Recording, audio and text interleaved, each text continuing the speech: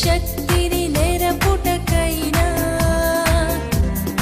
ఆశ్చర్య కార్యములొసగుటకైనా అద్భుత శక్తిని నెరపుటకైనా ఆశ్చర్య కార్యములొసగుటకైనా ఆ యేసు రక్తానికే సాధ్యమే సాధ్యమే సాధ్యమే. లేఖనాల ధ్యానంలో భాగంగా ఈ దినము లేవ్యాకాండము 4వ అధ్యాయాన్ని ధ్యానిద్దాం. చిన్న ప్రార్థనతో మన పాఠాన్ని ప్రారంభిద్దాం. మహోన్నతుడ, నీకు వందనాలు, స్తోత్రాలనైనా నీ వాక్యంలోని సత్యమును గ్రహించడానికి, మిమ్మల్ని చూడడానికి సత్యస్వరూపైన పరిశుద్ధాత్మ తండ్రి మా మనోనేత్రాలు తెరిచి మాకు సహాయం చేయమని మమ్మల్ని మీ చేతులకు అప్పగించుకుంటున్నాం. పాపను గురించి, నీతిని గురించి, తీర్పును గురించి, సత్యమును గురించి ఒప్పించి చేసే దేవా, సత్యమును గ్రహించుటకు మాకు సహాయం చేయమని యేసునామములో వేడుకుంటున్నాం తండ్రి, ఆమేన్. ఈ లేవ్యాకాండంలో దహన బలి, సమాధాన బలి మనం చూసాం. 4వ అధ్యాయానికి వచ్చేటప్పటికి మోషేకు యెహోవా సెలవిచ్చింది ఏంటంటే, మరియు యెహోవా మోషేకి ఇలాగ సెలవిచ్చెను, నీవు ఇశ్రాయేలుతో ఇలా అనాలి. ఏమనంటే, యెహోవా ఆజ్ఞలన్నిటిలో దేని విషయమైనా ఎవరైనా పొరపాటున చేయరాని కార్యం చేసి పాపి అయిన ఎడల, ఎట్లనగా ప్రజలు అపరాధులగునట్లు అభిషక్తుడైనటువంటి యాజకుడు పాపం చేసిన ఎడల తాను చేసిన పాపమునకై నిర్దోషమైన కోడెను యెహోవాకు పాప పరిహారార్థ బలిగా అర్పించాలి. ఫస్ట్ మనం బలి చూసాం, దహన బలి, తర్వాత నైవేద్యం చూసాం, తర్వాత సమాధాన బలి చూసాం అనమాట. ఇప్పుడు 4వ అధ్యాయంలో ఎవరైనా కానీ ఏ విషయంలో అయినా దేవుని ఆజ్ఞలకు విరుద్ధంగా, ఈ నిర్గమకాండంలో మనం చూసాం ఆజ్ఞలు, 10 ఆజ్ఞలు, తర్వాత ఇంకా 600 ఇంకా ఎక్కువే ఉన్నాయి. అంటే అన్ని విషయాలకి న్యాయ వ్యవస్థ అనేది దేవుడు ఏర్పాటు చేశాడు. కాబట్టి దైవనీతిని బట్టి, ధర్మశాస్త్రాన్ని బట్టి తీర్పు తీర్చే విషయంలో ఎవరైనా సరే ఆ ధర్మశాస్త్రానికి విరుద్ధంగా పాపం చేస్తే ఒక ఆజ్ఞ ఏంటి? ఫస్ట్ మొదటిది, ఆకాశం అందు కానీ, భూమి అందు కానీ, భూమి కింద నీళ్ళ అందు కానీ, భూమి కింద ఏముంది? నీళ్ళు, నీళ్ళ కింద చీకటి, చీకటి కింద పాతాళం. ఇంకా ఆ డార్క్ చీకటిలోకి ఎవరు వెళ్ళలేవు, ఏ కెమెరాలు వెళ్ళలేవు, ఏమి వెళ్ళలేవు. దేవుడు ఆ విధంగా భూమి కింద వ్యవస్థని సెట్ చేశారు. కాబట్టి భూమి క్రింద ఉన్న జీవులు కానీ, భూమి పైన ఉన్నది కానీ, ఆకాశంలో ఉన్నవి కానీ, దేని ఆకాశంలో ఏముంటాయండి? సూర్యుడు, చంద్రుడు, నక్షత్రాలు, గ్రహాలు కదా. దేనికి పెట్టాడు దేవుడు దాన్ని? కాలాల్ని, సమయాల్ని, సంవత్సరాల్ని, ఇవన్నీ కూడా రాత్రి పగలు కలగడానికి అరేంజ్ చేశారు. దేవుడికి దానికి ఒక పర్పస్ ఉంది, దానికోసమే వాటిని చేశారు. ఆ చేసినటువంటి ఆయన జ్ఞానం చేత, ఆయన బలము చేత, ఆయన ఆలోచనను బట్టి చేశారు. ఎంతో తెలివిగా మన కోసమే అవన్నీ చేశారు. తర్వాత భూమి మీద దేని పోలికైనా, భూమి మీద ఏముంటాయండి? జంతువులు, పురుగులు, పక్షులు, తర్వాత మానవులు. జంతువులు, పక్షులు, పురుగులు, మానవులు దాని రూపం కానీ, భూమి క్రింద జలాలు ఉంటాయి, జలాల్లో జలచరాలు ఉంటాయి కదా. జలచరాలు అంటే కప్పలు, చేపలు, ఇంకా చాలా చాలా రకాలైనటువంటి ఏమంటారు, తాబేళ్ళు, ముసళ్ళు, ఇంకా చెప్పుకోవాలంటే చాలా ఉన్నాయి. ఇక సైన్స్ ఉన్నోళ్ళు చెప్తారు. సరే, ఈ విధంగా ఆకాశం మీద కానీ, భూమి మీద కానీ, భూమి క్రింద నీళ్ళ మీద ఉన్న వేటి రూపంలో కూడా నీవు దేనిని చేసుకోకూడదు, ఆ రూపానికి నువ్వు మొక్కకూడదు, నమస్కారం చేయకూడదు, పూజించకూడదు. ఇది ఫస్ట్ ఆజ్ఞ. తర్వాత ఇంకా ఎవరిది ఆశించొద్దు, దొంగతనం చేయొద్దు, నరహత్య చేయొద్దు, ఇవన్నీ 10 చెప్పారు. కాబట్టి ఈ దేనినైనా సరే మీరితే, ఈ ఆజ్ఞల్లో మీరి, అంటే నువ్వు దేవుడు దేని రూపానికి నువ్వు మొక్కొద్దు, నమస్కరించొద్దు, పూజించొద్దు. నీ దేవుడైన యెహోవాను నేనే ఉన్నవాడును, అనువాడును, సర్వమును వ్యాపించి ఉన్నటువంటి దేవుడు. కాబట్టి ఆయన సర్వశక్తి కలిగిన దేవుడుగా మీ పితరులకు ప్రత్యక్షమయ్యి మాట్లాడారు. వాళ్ళు చూసి, వాళ్ళు గ్రహించి దూరం నుంచి ఆయనకి భయపడ్డారు. మీకు ఇన్నాజ్ఞలు ఇచ్చాను కాబట్టి ఇది నా నీతి, నేను యెహోవా అదే సమయంలో కనికరము, దీర్ఘశాంతము, కృపా సమృద్ధి కలిగిన దేవుడని నిర్గమం 34 చూసాం. సరే, ఇవన్నీ చెప్పిన తర్వాత మీరు వీటన్నిటిలో దేని విషయమైనా ఎవరైనా పొరపాటున మీరి చేయరాని కార్యం చేసి ఏం చేయాలి? పాపం. ఇప్పుడు పాపం అంటే ఏంటి అర్థమైందా? ఆజ్ఞను మీరడం పాపం. ఎవరి ఆజ్ఞ? సృష్టికర్త అయిన దేవుని ఆజ్ఞ. ఎవరు మీరితే? సృష్టించబడిన మానవులు మీరితే. ఎప్పుడు అంటే అది తెలియబడక ముందు కాదు, తెలిసిన తర్వాత అనమాట. మీరితే దానికి ఒక ప్రక్షాళన ఉంది, ఒక శిక్ష ఉంది. శిక్ష మీదకి రాకూడదంటే ప్రక్షాళన చేసుకోవాలి. అది ఎలా చేసుకోవాలి? దేవుడు ఈ విధంగా మోషేకి చెప్పారనమాట. ఏమనినంటే, ఎవరైనా దేవుడిచ్చినటువంటి ఆజ్ఞల విషయంలో ఒక దానిని మీరి పాపం చేస్తే, మళ్ళీ ఎవరైనా అంటే కేటగిరీలు ఉన్నాయి అందులో కూడా, సమూహం పాపం చేస్తే, అభిషక్తుడైనటువంటి అహరోను కుమారులు ఆలయంలో గుడారంలో సేవ చేసే ఎవరైనా సరే, దేవుని యొక్క పరిశుద్ధ స్థలము, అతి పరిశుద్ధ స్థలము, ఆవరణలో ఉన్న బలిపీఠం ముందు గంగాళము, ఈ ఆవరణంలో బలిపీఠం దగ్గర, గంగాళం దగ్గర, ఆ సన్నిధిలో ఆ దీపాలు వెలిగించే దగ్గర, ఆ రొట్టెలు పెట్టే దగ్గర, అతి పరిశుద్ధ స్థలంలోకి వెళ్ళి దేవుని యొక్క ప్రభావ నిలిచే స్థలములో ఈ యొక్క నిర్దోషమైనటువంటి కోడెల యొక్క రక్తాన్ని అర్పించే ఆ కరుణాపీఠం దగ్గర ఉన్న పనిచేసే యాజకుడు, అభిషక్తుడు, వీళ్ళు నరులు కదండి. ఎవరైనా అభిషక్తుడు పాపం చేస్తే ఏం చేయాలి అంటే, దాని అర్థం పాపం చేసాడంటే అంటే పద్దాగా పాపం అంటుంది తెలుసు, కానీ అసలు పాపం అంటే ఏంటో తెలుసుకోవాలి. దేవుని ఆజ్ఞకు విరుద్ధంగా ఎవరైనా పాపం చేస్తే, అంటే ఆజ్ఞకు విరుద్ధంగా ప్రవర్తిస్తే, ఇప్పుడు పాపం అంటే అర్థమైంది కదా. దేవుడు న్యాయపీఠ తూకం ఎలా ఉంటుంది? ఈ సెక్షన్కి, ఈ ఆజ్ఞకి విరుద్ధంగా నువ్వు పాపం చేస్తే, పైన ఆకాశం మీద దేని రూపం చేద్దానగా, భూమి మీద దేని రూపం, భూమి కింద సూర్యచంద్ర నక్షత్రాలు నీ మేలు కోసం దేవుడు ఇచ్చాడు. ఆయన స్తుతించుకో. ఆయనకి ఏ రూపం పెట్టలేవు నువ్వు అసలు. కాబట్టి ఆత్మస్వరూపి ఆయన ఒక మాట చేత వాటన్నిటిని చేస్తే కలుగును కాకంటే కలిగి. ఇప్పుడు అవి వాడుకోవాలి, సమయాల్ని, కాలాల్ని, ఇంక ఇవన్నీ చాలా మనకు రాత్రి పగలు, వెలుతురు, చీకటి ఇవన్నీ కలగడానికి ఆయన వ్యవస్థను అలాగా సృష్టించాడు అంతే. కాబట్టి ఆ భూమి క్రింద జలచరాలు అవి మానవుల యొక్క ప్రయోజనం కొరకు జలంలో ఒక్కొక్క దానికి వాటిని రూపించటానికి దేవునికి ఒక ఆలోచన ఉంది. అదొక సిస్టమ్.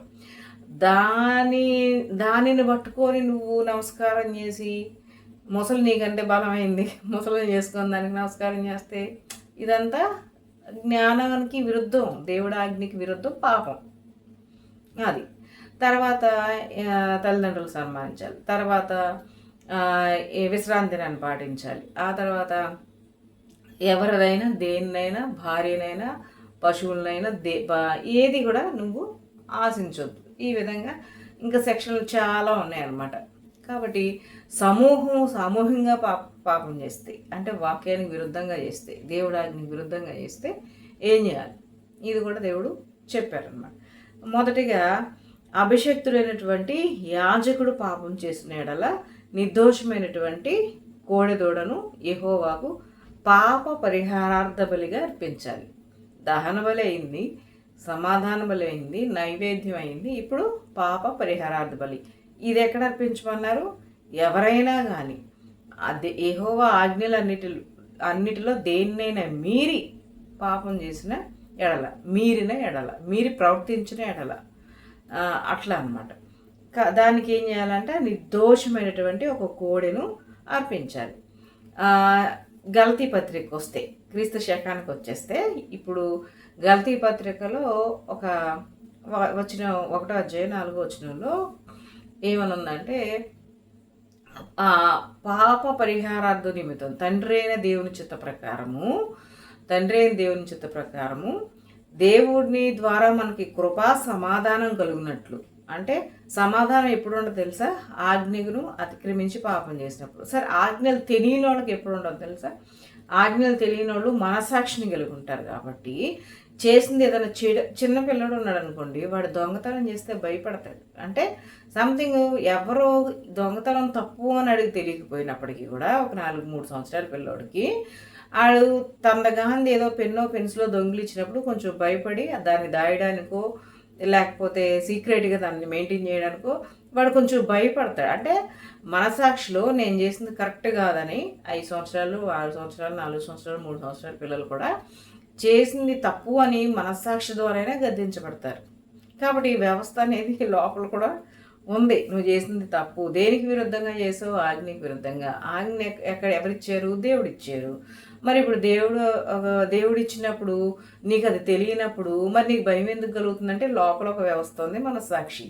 దానికి విరుద్ధంగానే చేస్తావుగా, అప్పుడు నెమ్మది ఉండదు, అప్పుడు సమాధానం అనేది ఉండదన్నమాట. అప్పుడు నువ్వు నీ మనసులో నీవు సమాధానాన్ని కోల్పోతావు. కాబట్టి నీ సొంత శరీరానికి విరుద్ధంగా పాపం చేసినా అది పాపమే. నా శరీరం నా ఇష్టం, నా నాలుక నా ఇష్టం, నా పెదాలు నా ఇష్టం, నా డబ్బు నా ఇష్టం, నా చేతులు నా ఇష్టం, ఇలా అనుకున్నప్పటికీ కూడా నీ లోపల సమాధానం లేకుండా పోద్ది. కాబట్టి తండ్రి అయిన దేవుని చిత్త ప్రకారము యేసుక్రీస్తు ద్వారా మనుషులకు కృప అంటే క్షమాపణ, సమాధానం అంటే నిర్దోషమైన గొర్రెపిల్ల అన్నట్టు నువ్వు నిర్దోషివి, నువ్వు ఏ దోషం చేయలేదా? ఎందుకు చేయలే? చేశాం కదా.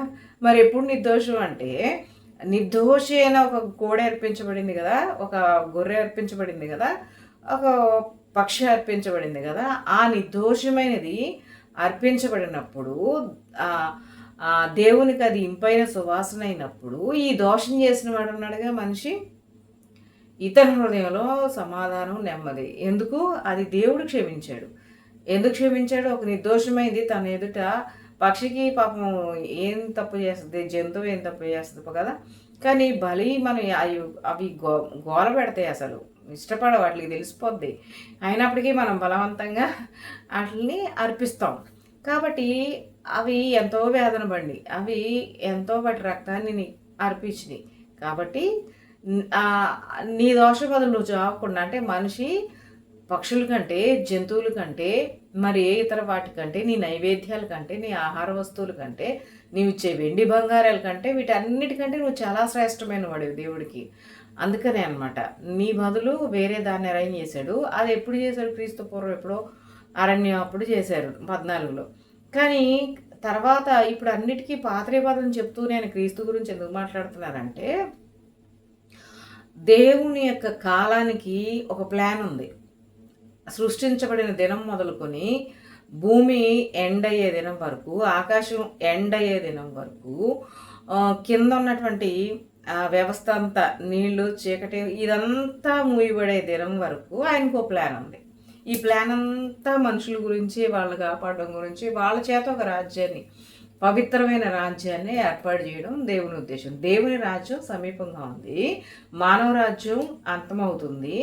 కాబట్టి మానవులారా, మీ పాపములకు దేవుని చిత్త ప్రకారము ప్రక్షాళన చేయడానికి యేసుక్రీస్తు మన పాపముల నిమిత్తము గలతీ 1:4 ప్రస్తుత దుష్టకాలము నుంచి, ఈ దుష్టత్వం నుంచి, దుష్టకాలము నుంచి విడిపించటానికి ఆయన కృపను మనకిచ్చి, కృపాదానంగా ఆయన్నిచ్చి, ఆయన ద్వారా మనలో కలిగిన అసమాధానికి, పాపానికి, దానివల్ల కలిగిన అంటే ఆజ్ఞలను అతిక్రమిస్తే నష్టం ఎవరికంటే మనకే. అతిక్రమించకుండా ఉంటే దాని వల్ల వచ్చేటటువంటి సమాధానం ఎవరికి? మనకే. అతిక్రమిస్తే వచ్చే అసమాధానం ఎవరికి? మనకే. అనుసరిస్తే వచ్చే శాంతి ఎవరికి? మనకే. మీరితే వచ్చేటటువంటి ఫలితం కూడా మనం అనుభవించకూడదు అనేది దేవుడి ఉద్దేశం. అక్కడ దేవుని మనస్తత్వాన్ని మనం ఆలోచన చేస్తే ఆజ్ఞలు పెట్టి అలా ఊరుకోవాలా దేవుడు. దానికి ప్రక్షాళన చేసే సొల్యూషన్ కూడా ఆయన ఏర్పాటు చేశాడు, నియమించాడు. కాబట్టి ఈ ఆలయంలో ఉన్న అభిషక్తుడైనప్పటికీ పాపం చేస్తే, యాజకుడైనా పాపం చేస్తే, ఇప్పుడు భాషలో చెప్పాలంటే ఒక పాస్టర్ అయినా పాపం చేస్తే అన్నమాట. కాబట్టి వీళ్ళంతా మనుషులు, దేవుని చేత సృష్టించబడిన వాళ్ళు, దేవుడు ఇష్టపూర్వకంగా ప్రేమతో చేసుకున్న వాళ్ళు. కాబట్టి వీళ్ళు ఆయన మాటకు విరుద్ధంగా, మనం పేరెంట్స్గా మన పిల్లలు మన మాట వినకపోతే అసలు మనకి ఎంత కోపమో అసలు కదా. ఒకసారి, 2 సార్లు, 3 సార్లు క్షమిస్తాము. మనం వాళ్ళని దండించడానికి చూస్తూ ఉంటాము. అన్నిటి మధ్య కొంతమంది సాఫ్ట్గా డీల్ చేస్తారు, కొంతమంది హార్డ్గా డీల్ చేస్తారు. దాని తర్వాత మన పిల్లలు దాంట్లో సంతోషాన్ని అనిపిస్తారు, నలుగుతారు, ప్రవర్తించే ప్రవర్తన బట్టి ఉంటుంది. కాబట్టి దేవుడు మనకు తండ్రి, మనకు సృష్టికర్త. ఆయన మనల్ని పోగొట్టుకోలేరు. మనకి నష్టం కలగడం ఆయనకి ఇష్టం లేదు. కాబట్టి ఈ ఆజ్ఞలను మీరి పాపం చేస్తే, అంటే పాపం అంటే ఆజ్ఞలు మీరడం వల్ల వచ్చింది. మరణం ఎలా వచ్చింది? అది కూడా ఆజ్ఞను మీరడం వల్లే మరణం వచ్చింది. లేకపోతే చావడానికి మనుషుల్ని చేస్తాడా దేవుడు? ఉపయోగం ఏముంటే అసలు చేసే ఉపయోగం ఏముంది కదా. ఇక ఆ మాత్రం దానికి మనుషులు సృష్టించి ఇక లిమిట్ పీరియడ్ పెట్టి ఇక చచ్చిపోతే అసలు ఎందుకు చేయాలి మనుషుల్ని కదా. అంతా క్వశ్చన్ చేసుకుంటే ప్రతిదీ కూడా ఆన్సర్ కూడా దేవుడే చెప్పారు. కాబట్టి పాప పరిహారార్థ బలిగా ఒక గొర్రెను, మేకను, పక్షును అతని సామర్థ్యం కొలది అతను అర్పించాలి. అప్పుడు ఆ పక్షి యొక్క ఆ సాక్రిఫైస్, ఆ యొక్క త్యాగాన్ని దేవుడు ఇంపైన సువాసనగా తీసుకొని ఈ మనిషిని క్షమిస్తాడు. ఆ యాజకుడినైనా క్షమిస్తాడు. యాజకుడు సేఫ్ అవుతాడు. ఒకవేళ అలా చేయకుండా ఆజ్ఞలు మీరినప్పుడు లోపల దైవ ప్రత్యక్షత వచ్చినప్పుడు తనలో లోపం కానీ ఉంటే ఏం చేయాలా? వెంటనే అక్కడే చచ్చిపోతాడు అనమాట. అంటే ప్రక్షాళన జరగాలి. ప్రక్షాళన అనేది అవసరం అన్నమాట. ఆ విధంగా పాపానికి ప్రాయశ్చిత్తం అనేది. ఇప్పుడు నేను క్రీస్తు గురించి ఎందుకు మాట్లాడుతున్నానంటే, ప్రస్తుత దుష్టకాలంలో నుంచి విడిపించటానికి దేవుడు ఆయన చిత్త ప్రకారము యేసుక్రీస్తు ద్వారా మనకు కృపయు సమాధానాన్ని విస్తరించడం అంటే తరతరాలకి కూడా దాన్ని వ్యాపింపజేశాడు అనమాట. యేసుక్రీస్తు తర్వాత జరిగింది అది. యేసుక్రీస్తు ముందు ఇంచుమించు 2000 సంవత్సరాల క్రితం నుంచి చెప్తూనే వస్తున్నారు. అయ్యి ఒక 2000, జలప్రళయానికి ముందు 2000, అప్పుడు చెప్పేవాళ్ళు అప్పుడున్నారు. తర్వాత 2000లో బోధించే ప్రవక్తలు ఉన్నారు. ఇశ్రాయేల్ సమాజం ప్రపంచం ఎదుట ఉంది. ఆ తర్వాత చాలామంది అప్పుడు కూడా యూద దేవుణ్ణి వెంబడించిన వాళ్ళు కూడా అక్కడ ఉన్నటువంటి జనాంగాల్లో ఉన్నారు. ఇప్పుడు కూడా ఈ క్రీస్తు సువార్త అన్ని దేశాలకి, ప్రపంచం అంతా కూడా ఎంతోమంది త్యాగాలు వాళ్ళు ఎందుకు చేశారు అని అంటే, దేవుడు ఆయన ప్రేమను వాళ్ళల్లో ఉంచి వాళ్ళని నడిపించారు కాబట్టి వాళ్ళు సువార్త చేశారు. ఆ సువార్త ఇది ప్రపంచానికి చెప్పండి అయ్యా, మరణించిన వాడికి, పాపం చేసిన వాడికి కృప అవసరం, క్షమాపణ అవసరం, రక్తప్రోక్షణ అవసరం. వాళ్ళేం ప్రయాసపడొద్దు. వాళ్ళు ఏం ప్రయాసపడినా పరలోకానికి వచ్చేంత ప్రక్షాళన వాళ్ళు ఏం చేయలేరు. అన్నదానం చేసినా, వస్త్రదానం చేసినా, ఈ చదువు దానం చేసినా, ఏ దానంలోనూ పాపానికి క్షమాపణ లేదు. కానీ నువ్వు ప్రజలకు ఆ మేలు చేయడం వల్ల, ప్రజలు మేలు పొందడం వల్ల దేవుడు సంతోషిస్తాడు. మన క్రియల్లో మేలు అనేది ఉండాలి. అది దైవ లక్షణం. కీడు దైవ లక్షణం కదా. మేలు దైవ లక్షణం అనమాట. మేలు, కీడు, పవిత్రత, అపవిత్రత, మంచి, చెడు, ఇవన్నీ కూడా రెండు ఉన్నాయి. కాబట్టి ఇంచుమించు సమాజానికి ఏది మేలు అంటే దైవ స్వభావమే, మంచి స్వభావమే మంచి మేలు. కాబట్టి ఈ విధంగా ఆపోజిట్ వ్యవస్థ అనేది ఉంది. కాబట్టి ఏంటంటే, ఇప్పుడు నువ్వు తప్పు చేసావు, ఏ ప్రేరణతోనే చెయ్యి, కానీ నీకు క్షమాపణ అనేది ఉంది. కాబట్టి నువ్వేం కంగారు పడిపోయి భయపడిపోయి నా బతికింతేని అనుకోవాల్సిన అవసరం లేదు. ప్రాయశ్చిత్తం చేసిన దేవుడు ఉన్నాడు. ఇప్పుడు ఆ పాత నిబంధన చెప్పి, ఆ పశువు బలి గురించి నేను చెప్పి యేసుక్రీస్తు గురించి చెప్పకపోతే అది అసంపూర్ణం అవుద్ది. ఎందుకంటే మనం ఉన్న కాలంలో, క్రీస్తు శకంలో ఉన్నాం, అన్ని ఎండ్ టైంలో ఉన్నాం. కాబట్టి ఈ సువార్త అనేది ప్రతి హృదయానికి ప్రేమ, త్యాగం అవసరం, కృప అవసరం. ఎవరైనా సరే మనం కఠినంగా శిక్ష పొందాలని అనుకోం కదండి. ఎవరైనా మనం క్షమిస్తే బాగుండు, మన తప్పులు ఎవరైనా క్షమిస్తే బాగుండు, నన్ను శిక్షించకుండా ఉంటే బాగుండు అనుకుంటాం కదా. కాబట్టి ఎవరైనా ఆజ్ఞల విషయంలో మీరి పొరపాటున ఆజ్ఞ అతిక్రమిస్తే అప్పుడేం చేయాలి? పాపి అయిన ఎడల ఆజ్ఞ అతిక్రమించి యెహోవా ఆజ్ఞల్లో దేని అందైనను పొరపాటున చేరాని కార్యము చేస్తే పాపి అయితే అప్పుడు అతనుకు ప్రజలందరూ అపరాధులు అయినట్లు. అంటే యాజకుడు పాపం చేస్తే అది ప్రజలందరికీ చుట్టుకుంటుందట. కాబట్టి ఒక మనిషి పాపం చేస్తే పెద్ద సమస్య ఉండదు, కానీ యాజకుడే పాపం చేస్తే దాని రిఫ్లెక్షను లేకపోతే దాని ప్రభావము, దాని ఇన్ఫ్లుయెన్స్ అంటే ఏదన్నా అనుకోవచ్చు, దాని యొక్క తీవ్రత ప్రజలందరి మీద ఉంటుందట. కాబట్టి ఫస్ట్ ఆ అభిషేక్తుడైనటువంటి యాజకుడు ఒక నిర్దోషమైన దాన్ని తీసుకొని వచ్చి అర్పించాలి.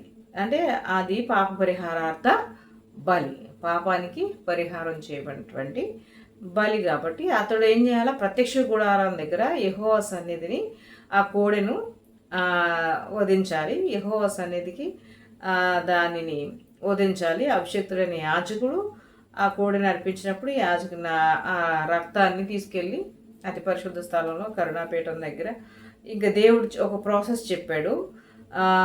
ప్రత్యక్ష గుడారం ద్వారం వద్ద ఉన్న దహన బలిపీఠం అడుగున ఆ కోడి రక్తాన్ని ప్రోక్షించాలి. కాబట్టి దీన్ని అర్థం చేసుకోవాలి. పాప పరిహారార్థ బలిరూపమైనటువంటి ప్రక్షాళన ఇక్కడ జరుగుతుంది. అతడు పాప పరిహారార్థ బలిరూపమైనటువంటి ఆ కోడి యొక్క క్రూపంతటిని కూడా దహించాలి. యాజకుడు దహన బలిపీఠం మీద దాన్ని చేయాలి. ఈ ప్రాసెస్ అనమాట. అభిషేక్తుడైనటువంటి యాజకుడు పాపం చేస్తే పాప పరిహారార్థ బలి రూపాన్ని మనం గుర్తు చేసుకోవాలి. దీన్ని మనసులో పెట్టుకుంటే యేసుక్రీస్తు మన పాపాలు పరిహారార్థంగా చేసింది మనకు గుర్తొస్తుంది. కాబట్టి పాళెం వెలుపల అగ్నిలో దాన్ని కాదు బూడిదేసే చోట దాని క్రొవ్వంతటిని పడేయాలి కదా.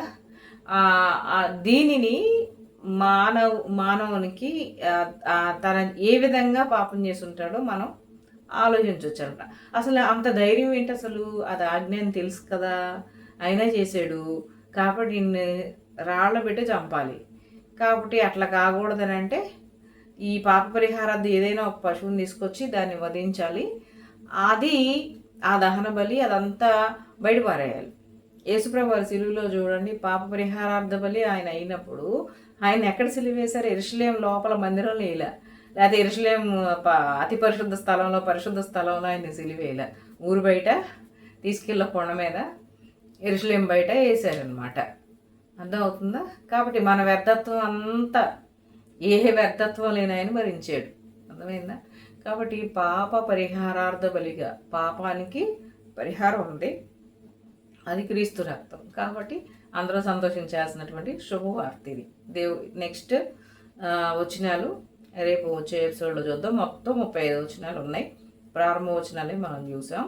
తర్వాత సమూహం పాపం చేస్తే, అధికారి పాపం చేస్తే ఈ విధంగా దేవుడు హెచ్చరికలు ఉన్నాయి. కాబట్టి ఇప్పుడు యాజకుడు పాపం చేస్తే పాప పరిహారార్థ బలి అర్పించాలి.